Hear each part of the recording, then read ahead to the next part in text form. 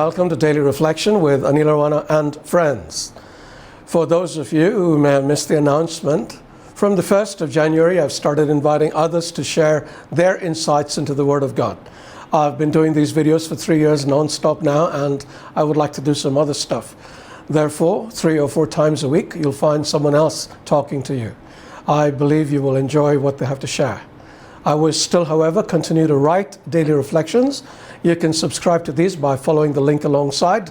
Links will also be provided in the description box below. Okay, let's get to it. Today is the 3rd of January 2021. We're going to reflect on Matthew 2, 1 to 12. Listen. In the time of King Herod, after Jesus was born in Bethlehem of Judea, wise men from the east came to Jerusalem asking, "Where is the child who has been born King of the Jews? For we observed his star at its rising and have come to pay him homage." When King Herod heard this, he was frightened, and all Jerusalem with him.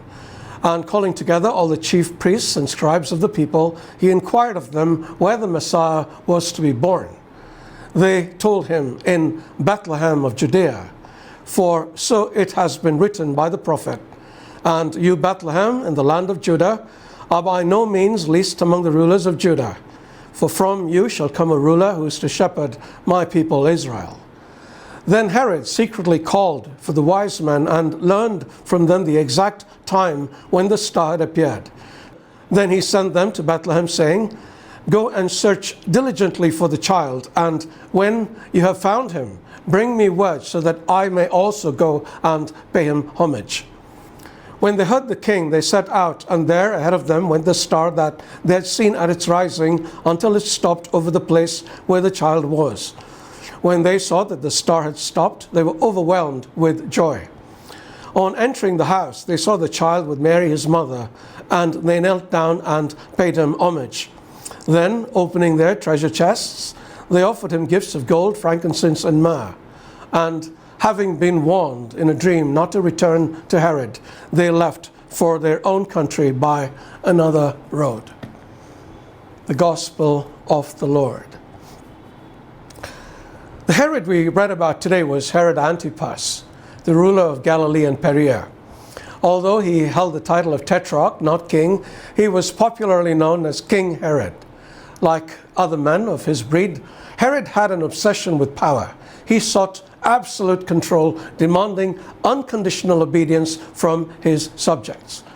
He catapulted into power by virtue of 3 qualities that he possessed: clarity of vision, cunningness, and an extremely cruel disposition.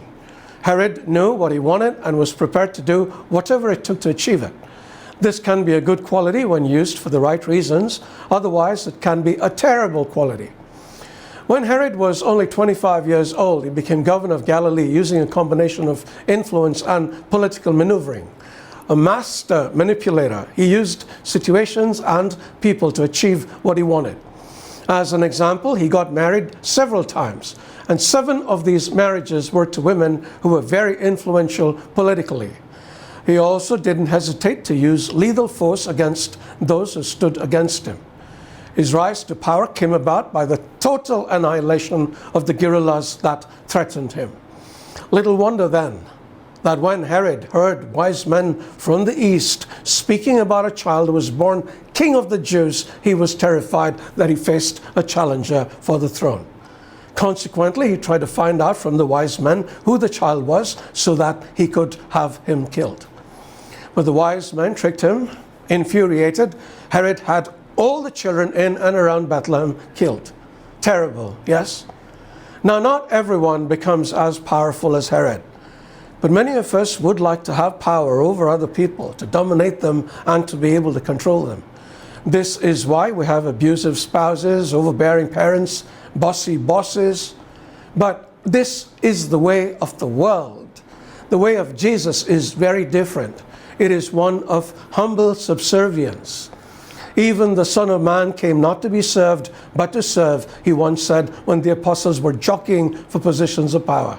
And not long after, he dropped to his knees before sinful man and washed his feet in an extraordinary display of humility. "Do you know what I've done to you?" he then asked them. You call me teacher and Lord, and you're right, for that is what I am.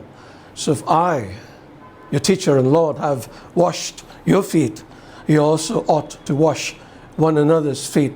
For I've set you an example that you should also do as I have done to you.